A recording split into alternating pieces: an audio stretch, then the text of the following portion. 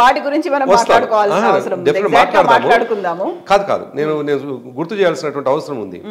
దాన్ని చేతులు ఎత్తడానికి ఆయన శ్వేతపత్రం అని ఒక మాట అన్నాడు. మళ్ళీ వాళ్ళు దాని కొనసాగింపుగా ఇవాళ కూడా ఏముంది ఖజానా అంతా ఖాళీ ఉంది అని మాట్లాడతారు. ఎస్, ఖజానాలో లంకె బిందెలు లేవు, ఖాళీ బిందెలే ఉన్నాయి అనే మాట ఆయన అన్నారు. బట్ దాని గురించి మనం మాట్లాడుకుందాం. కాకుండా మనం బీఆర్ఎస్ కి సంబంధించి అయినటువంటి మాట, మీరు ఇప్పుడు ఒక మాట అన్నారు, కేసీఆర్ కేసీఆర్ కేసీఆర్, అక్కడ ప్రతి ఒక్కరికి అభిమానంగా చూసుకున్నారు. మా లీడర్ అనే ఒక ఫీల్ అయ్యేంతగా ఒక అసోసియేషన్, అటాచ్మెంట్, ఒక బంధం అనేది అంతలా డెవలప్ అయింది. ప్రతి చోట కేసీఆర్ 119 నియోజకవర్గాల్లో నేనే పోటీ చేస్తున్నానని, నన్ను చూసి ఓటేయండి అనుకున్నప్పుడు ఇవన్నీ సర్పాస్ అయిపోతాయి, ఇవన్నీ ఓవర్లాప్ అయిపోయి కేసీఆరే వస్తారు అని ఎందుకలా అనుకున్నారు? అంత వ్యతిరేకత, మీరే అన్నారు ఒక భయం అనేది వాళ్ళు నెలకొంది, మీకు నియోజకవర్గంలో ఉండలేమేమో అనేటువంటి సిచ్యువేషన్ ఉంది కొన్ని నియోజకవర్గాల్లో. ఎస్, అలాంటి సిచ్యువేషన్, అలాంటిది ఉన్నప్పుడు కూడా ఎందుకని చివరిలో అలాంటి వాళ్ళని ప్రమోట్ చేసి నన్ను చూసి ఓటేయండి అన్నప్పటికీ, లేకపోతే ఈ క్యాండిడేట్కి సపోర్ట్ చేస్తూ చేసినటువంటి క్యాంపెయిన్ రిసీవ్ చేసుకోరు కదా ప్రాపర్గా? అదే జరిగింది కదా. ఇప్పుడు మీరు అన్నట్టుగా రిసీవ్ చేసుకోలే కాబట్టి ఓటమి పాలైనాం. కానీ నేను అందుకే అంటున్నాను, మా పార్టీ అధ్యక్షులు కేసీఆర్ గారు 2001 నుండి 2014-18 వరకు తీసుకున్న ప్రతి నిర్ణయం కూడా సక్సెస్ఫుల్గా అదైనాయి, ముందుకు పోయినాయి. మేము నిజానికి విజయ తీరాలకు చేరినాం, దాంట్లో ఏమి ఇబ్బంది లేదు. వైఫల్యం చెందగానే మా కేసీఆర్ గారు తప్పు గారు, ఒక్కసారి వైఫల్యం చెందగానే ఒక్కసారి ఆయన ఫలితాలు రాకపోతే కేసీఆర్ గారు చేసింది మొత్తం తప్పే అనేటువంటి మాట ఎవరైనా మాట్లాడితే అది అమాయకత్వం అవుతుంది, లేకపోతే ఇంకా మూర్ఖత్వం అవుతుంది. ప్రతిసారి ఆయన అంచనాలో, ఇప్పుడు ఆయన అంచనాలు ఎవరిపైన ఉండాలి? ప్రజలపైన. ఆయన ఎక్స్పెక్టేషన్ ప్రజలపైన ఉంది. ప్రజల నుంచి వెళ్ళి వచ్చేటువంటి రెస్పాన్స్ ఏదైతుందో విరుద్ధమైనంత మాత్రాన ఆయన చేసినటువంటి తప్పుని చాలా బ్లండర్గా చూడాల్సినటువంటి అవసరం లేదని నేను అంటాను. ప్రజలు తను అనుకున్న రీతిలో రెస్పాండ్ కాలేదు, తను అనుకున్న రీతిలో స్పందించలేదు, కాబట్టి మా వాళ్ళని ఓడగొట్టినారు. ఆయన పట్ల ఇష్టం ఉంది, వాళ్ళ స్థానికంగా ఉన్నటువంటి అభ్యర్థి పట్ల వ్యతిరేకత ఉంది, అందుకే ఓడగొట్టినారు. అందుకే మా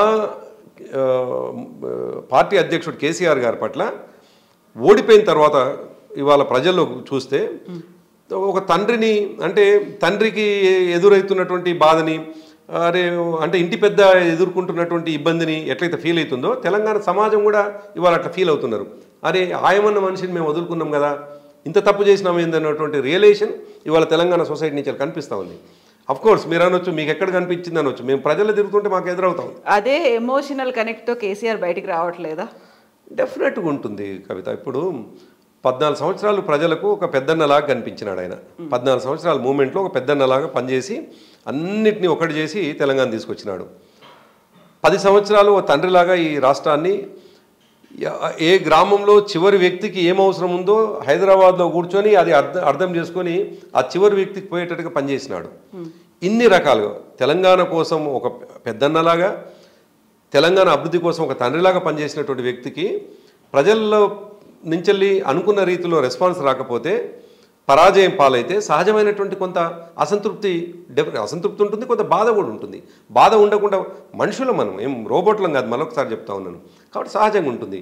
కాకపోతే కేసీఆర్ గారి గొప్పతనం ఏమిటంటే, నేను ఆ రోజు ప్రత్యక్షంగా ప్రగతి భవన్లో ఉన్నాను. నేను ఆ రోజు 3వ తారీఖు నాడు సాయంకాలం 3:30-4 ఆ ప్రాంతంలో నేను ప్రగతి భవన్లో, అందరం దాదాపు 15-20 మంది నాయకులం కూడా ఉన్నాం.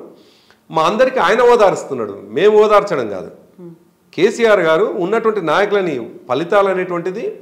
ఫలితాలని ఎట్లొచ్చినా కానీ వెల్కమ్ చేయాల్సి, రిసీవ్ చేసుకునే శక్తి ఉండాలి మన దగ్గర అని చెప్పేసి, అంతకంటే ముందు రోజు కూడా ఎగ్జిట్ పోల్ వచ్చిన మరుసటి రోజు అంటే 2వ తేదీ నాడు ఆయన అంచనా డెఫినెట్గా మనం అధికారంలోకి వస్తా ఉన్నాం. 30వ తారీఖు సాయంత్రం నుంచే వచ్చాయి కదా వచ్చినాయి ఎగ్జిట్ పోల్స్ వచ్చినాయి. 1-2వ తేదీ నాడు కూర్చున్నటువంటి సందర్భంలో వారికి అంచనా ఏంటంటే డెఫినెట్గా మళ్ళీ అధికారంలోకి వస్తూ ఉన్నాం. కానీ ఒకవేళ రాకున్నా కానీ ప్రతిపక్షంలో ఎట్లుండి కొట్లాడాలో మనం నేర్చుకోవాల్సిందే అని ఆయన ప్రిపేర్ అయి ఉన్నారు.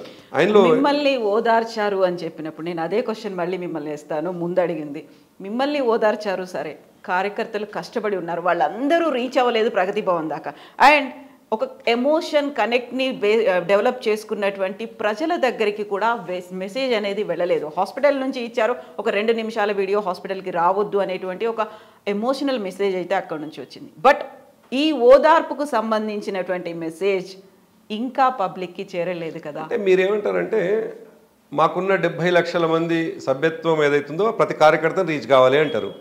అసలు నిజంగా కూడా రోజు 70 లక్షల మందిని సాధ్యమయ్యే అవకాశం ఉందా? నేను పర్సనల్ గా వెళ్ళమనట్లేదు. ఎలా అయితే వీడియో రూపంలో రిలీజ్ చేశారో అలా మీ 70 లక్షల మంది కార్యకర్తలకు ఇంటర్నల్ గా ఉండేటువంటి వాట్సాప్ గ్రూపుల్లోనో మీకున్నటువంటి సపరేట్ ఎస్టాబ్లిష్మెంట్ లో అయినా అలా వెళ్ళిందా మెసేజ్ అయినా? కేటీఆర్ గారి ద్వారా ఇప్పటికి మా క్యాడర్ అంతా కూడా కేసీఆర్ గారు, నేను అదే అంటున్నా, కేసీఆర్ గారి సందేశం కేటీఆర్ గారి ద్వారా దాదాపు మా క్యాడర్ అంతా వెళ్ళింది.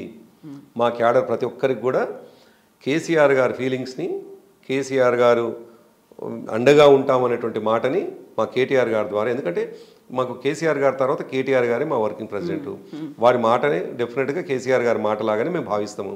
కాబట్టి ఇప్పటికీ మా క్యాడర్కి వెళ్ళింది, ఎటువంటి ఇబ్బంది లేదు. ఇంకా మీరు ఓదార్పు అనేటువంటి మాట, ఓదార్పు మీరు మేము బాధపడదేం కాదు, మేమేం బాధపడ్డదేం లేదు. నిజానికి ఉన్నటువంటి వాళ్ళం అందరం కూడా మెచ్యూర్డ్గా ఉన్నటువంటి, ఇంతకాలం దాదాపు 2-3 దశాబ్దాలుగా రాజకీయాల్లో ఉన్నటువంటి వాళ్ళం, అనేక ఒడుదుడుకులు చూసినటువంటి వాళ్ళం.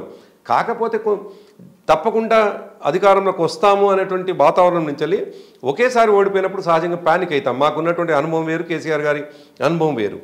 కేసీఆర్ గారు మేము ఊహించింది, కేసీఆర్ గారిలో భిన్నమైనటువంటి మేము భిన్నంగా ఊహించినాం. కానీ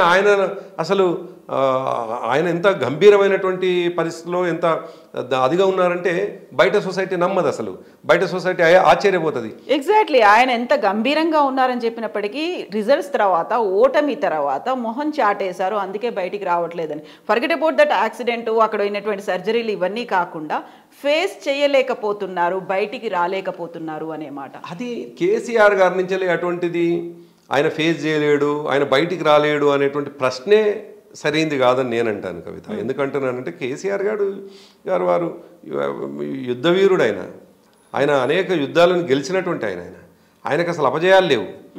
ఎప్పుడో ఒకసారి 83లో మొదటిసారి పోటీ చేసినప్పుడు అపజయం, మళ్ళీ మొన్న కామారెడ్డిలో అపజయం తప్ప ఆయన జీవితంలో అపజయం లేదు ఆయన వ్యక్తిగతంగా. ఇక ఆయన పోతున్నటువంటి క్రమంలో ఎంచుకున్న ప్రతి అంశంలో, ప్రతి రంగంలో ఆయన విజయవంతంగానే ముందుకు పోయినారు. ఆయన రాజకీయ రంగానికి వచ్చినాక ప్రతి విషయంలో ఒక అడుగు ముందు పడుతూ పోయిందే తప్ప చివరికి ముఖ్యమంత్రిగా ఆయనకు అవకాశం వచ్చింది. సో ఆయన పట్టుదల, ఆయన కృషి, ఆయన నేర్పరితనం, ఆయన చాణక్య నీతి ఇవన్నీ కూడా డెఫినెట్గా ఉన్నాయి. కాబట్టి ఆయన ఎక్కడో భయపడ్డట్టుగా లేదు, ఎక్కడో బాధతో ఇంట్లోనే ఉన్నట్టుగా ముఖం చాటేసేటువంటి పరిస్థితి కేసీఆర్ గారి లాంటి నాయకుడిని, అంత గొప్పగా ప్రజలకు ఒక అదిగా ఉపడేటువంటి మనిషిని మనం అట్లా ఊహించడం మన అమాయకత్వం అవుతుంది. కేసీఆర్ గారు ఒక అడుగు వెనుకేస్తే, పులి ఒక అడుగు వెనుకేస్తే అది అంతే స్పీడ్గా దాడికి సిద్ధమవుతుంది అనుకోవాలి తప్ప, పులి వెనుకకు అడుగేసింది, సింహం ఒక అడుగు వెనుకేసింది అని అంటే అది వెనక్కి తలదిప్పి పారిపోవడానికి అని అనుకోవడానికి లేదు. అందుకే కేసీఆర్ గారు సింహం లాంటి వారు. ఆయన ఒక అడుగు వెనుకేసిండ్రు అంటే కాలు దువ్వడానికి వెనక్కి కనిపిస్తుంది. ఈ సందర్భం అది కాకపోవచ్చు, కానీ ప్రతి సందర్భంలో కూడా ఆయన 4 రోజులు మౌనంగా ఉన్నారంటే అంతే ఉత్సాహంతో, అంతే ఉత్తేజంతో మళ్ళీ సమాజంలో ఆయన మార్పు చూపించడానికే ఆయన చేసుకునేటువంటి వ్యూహాలు ఉంటాయి.